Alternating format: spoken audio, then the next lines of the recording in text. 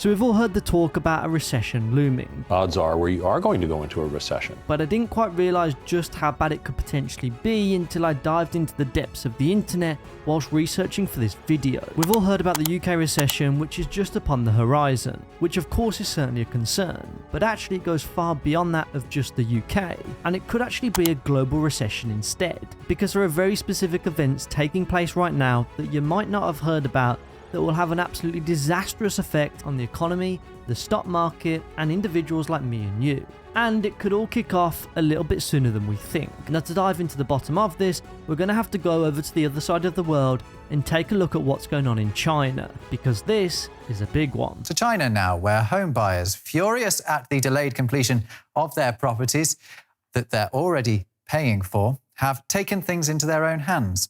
A massive protest over frozen bank deposits. The international community and the financial markets will also feel the pain. So what exactly is going on? Well, it all starts with a big real estate development Ponzi scheme that's been taking place, which has largely been facilitated by reckless lending, along with suspicions of corruption amongst the Chinese banks. It's got shades of financial crisis written all over it, so let me explain exactly what's happened. China certainly love their debt, nearly as much as the United States do, and that's saying something. Now, the reason why big economies and big countries like China and America love getting their hands on some debt is because it can help facilitate domestic growth. And over in China, with real estate making up roughly 25% of economic GDP, which for context compares to roughly about 19% over here in the UK, and about 17% over in the US. So if you're in China, it kind of makes sense to pour your money into real estate, because it's a massive contributor to China's economic growth forecasts, which will certainly help them become the global powerhouse that they aspire to be. And for the most part, intentions certainly seem fair when you look at it like that. Plus, with a growing population of over 1.4 billion people, along with heightened demand for inner city living, it certainly makes sense to continue building out infrastructure as well as properties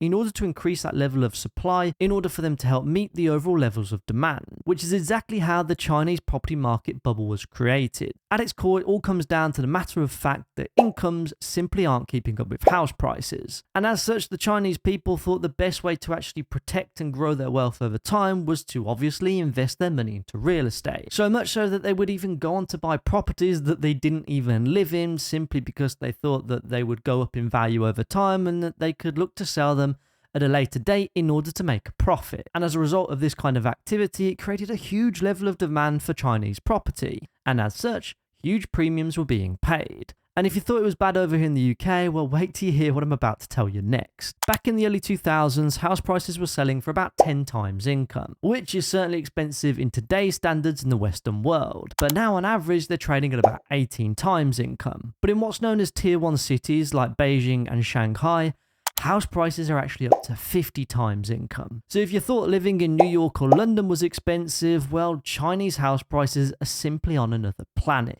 But naturally, as you'd expect, with house prices rapidly on the rise, that it only kind of makes sense to get a piece of the pie as well, before they become completely unaffordable, which is probably how 90% of first-time buyers over here in the UK feel right now. But compared to the problems in China, the problems we have certainly feel minuscule. So China certainly have a real estate problem, and here's why. Over many years, Chinese officials have been encouraging Chinese citizens to not only own their own home, but buy multiple homes if they're able to do so. One Chinese official recently came out and said, "I hope that today all comrades will take the lead in buying property. Buy one property, then buy a second one.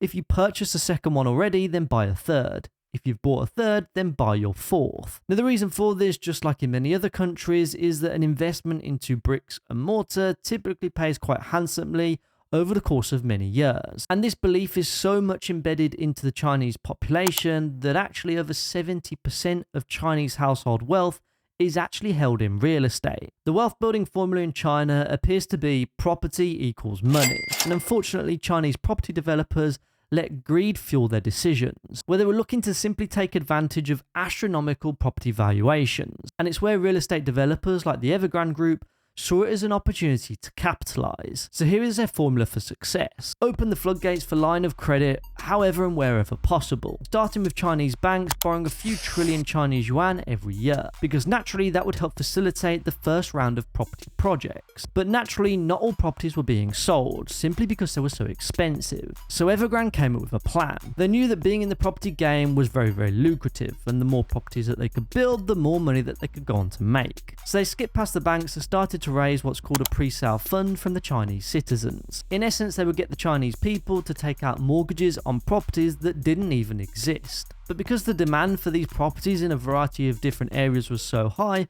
people are actually paying mortgages on these properties without actually even living in them. Now, from the perspective of Evergrande Group, you might think that's pretty smart thinking, because it provides them with an interest-free line of credit to the tune of about 5 trillion yuan so far in 2022, and even more so in previous years. But with the pandemic taking place and supply chain shortages, development started to slow down. However, with this endless supply of cash as a result of the promise of new developments, the Evergrande Group, amongst many others, had certainly unlocked the ultimate money glitch. In essence, it created a self-sustaining property empire that simply couldn't be stopped. Until now, because things have got out of control. Chinese developers are absolutely exposed. Property sales have tanked 25% since last year, and the appetite to now buy a home in China has significantly reduced. Why, you may ask? Well, there are now 90 million vacant homes in all of these Chinese ghost towns. So now we're in a position where we have all of this property, but no means to pay for it. The result being, well, China now have a monumental debt problem on their hands, with Chinese banks literally having lent out tens of trillions of yuan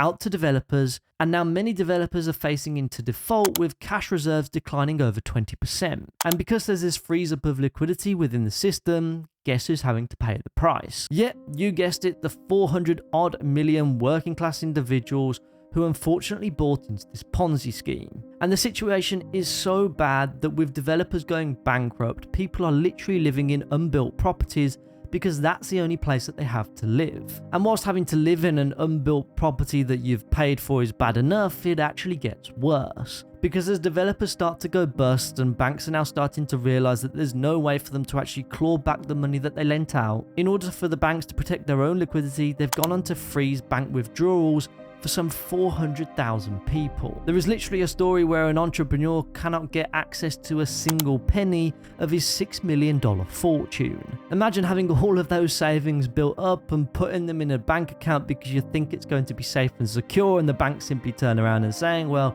it's kind of tough shit, the money's ours now. And well, you'd probably like to think that they must have some layer of consumer protection, kind of just like we have over here in the UK. And well, they do, but only up to 500,000 yuan, which is about $75,000. And that's only if the bank fails. But if the government finds out that the bank have been engaging in non-compliant transactions, then you could simply lose all your money altogether. There is absolutely no wonder why there are riots and protests in the streets, people are refusing to pay mortgages, and there's also a run on the banks. It reminds me of a quote from Henry Ford, who once said, "It is well enough that people of the nation do not understand our banking and money system. For if they did, I believe there would be a revolution before tomorrow morning." And whilst this revolution might be underway in China right now, it might be too little too late. Because as we saw during the great financial crisis of 2007, when you lend out too much and you lend out too recklessly, somebody has to pay the price. And it certainly appears that the Chinese people and the Chinese economy are certainly about to pay that price. But what's more, it will certainly have a ripple effect across the global economy too. The reason being, the Western world have a huge reliance on China. And with GDP outlook far from looking healthy thanks to this property crisis, the Chinese economy is now in a desperate situation. But what does it exactly mean if China go into a full-blown economic recession? Well, domestically, businesses will start to lay off workers, unemployment will rise, businesses will start to make less profit, and the cycle will continue. And if this is the case, output will massively drop, which could be a problem for the rest of the world. Why, you may ask? Well, in 2021, the UK imported 13.3% of all of its goods from China, which is valued at about £63.6 billion. And the US, on the other hand, imported 18.65% of all of their goods from China, valued at $504.9 billion. So the Western world are massively reliant on China to keep our businesses ticking over. The number of Amazon FBA sellers panicking right now must be off the charts. But jokes aside, it really does have a huge economic as well as financial consequence for the rest of the Western world if the Chinese economy collapses. Because if businesses can't get product in from China, then that recessionary cycle will start to begin in different countries throughout the world, going on to have a knock-on effect on unemployment, wages, and pretty much all of the things that we care about. But then on the flip side, it probably would start to slow down the hot levels of inflation, and perhaps some of the other macroeconomic issues that we're facing into right now. So that's the situation in China, and it really doesn't look that great. But be sure to let me know what your thoughts are down in the comment section below. And before you go, if you did enjoy this video, be sure to smash a like on it, guys, as well as subscribe to the channel if you're new around here. And with that being said, I'll see you over in the next one.